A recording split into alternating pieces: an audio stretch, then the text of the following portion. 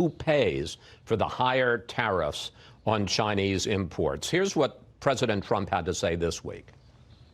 Our country can take in $120 billion a year in tariffs, paid for mostly by China, by the way, not by us. A lot of people try and steer it in a different direction. It's really paid, ultimately, it's paid for largely by China. But Larry, that isn't true. It's not China that pays tariffs. It's the American importers, the American companies that pay what in effect is a tax increase and oftentimes passes it on to U.S. consumers. Fair enough. In fact, both sides will pay. Both sides will pay in these things. And, of course, it depends. If it's a tariff on goods coming into the country, the Chinese aren't paying.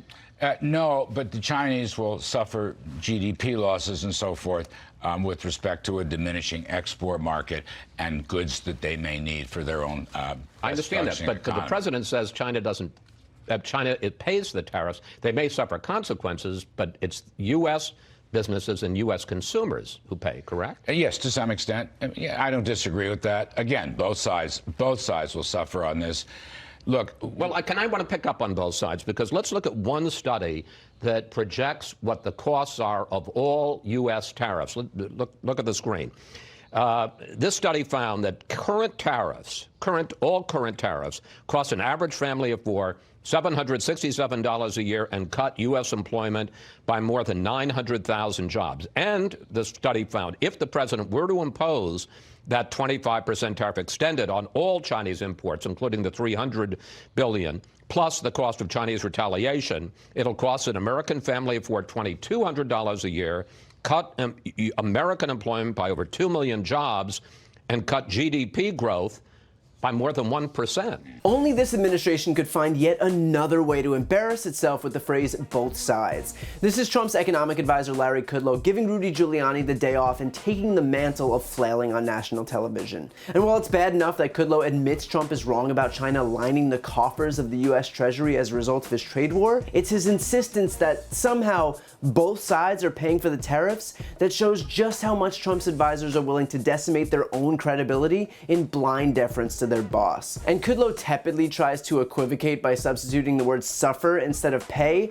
but this is him cheaply leaning on semantics. Because, to be clear, no, both sides do not pay when the US imposes tariffs, unless Kudlow is talking about both American businesses and American consumers. When the US imposes tariffs, that essentially becomes an import tax which is passed on to American businesses.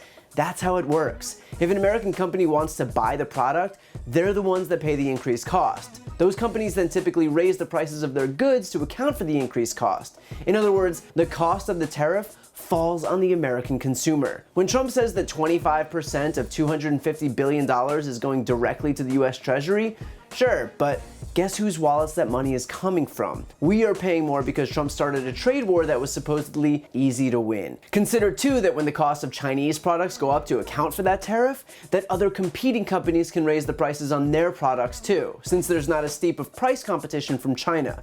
In other words, less competition means higher prices for consumers, since last time I checked, businesses aren't super keen on trying to make less money. But hey, there's retaliatory tariffs, so the Chinese will suffer too, right? Well, sure, unless they just opt not to buy our products at all, which is why US soybean sales to China fell 94% this year in the aftermath of Trump's ratcheted up trade war. And the administration knows that the trade war has been an unmitigated disaster so far, especially in the Rust Belt, which is essential if Trump wants to win re-election in 2020. In fact, in the immediate aftermath of the start of the trade war, Democrats took every gubernatorial and Senate race in Pennsylvania, Wisconsin, and Michigan in 2018, voting poorly for Trump with the 2020 election around the corner and his trade war only getting worse. And look, in fairness, that's not to say that China hasn't benefited from their unfair practices, but Trump's bullying approach clearly isn't working. And worse, he can see that, we all can, but he isn't capable of altering his strategy. He only knows how to be a bully. Then again,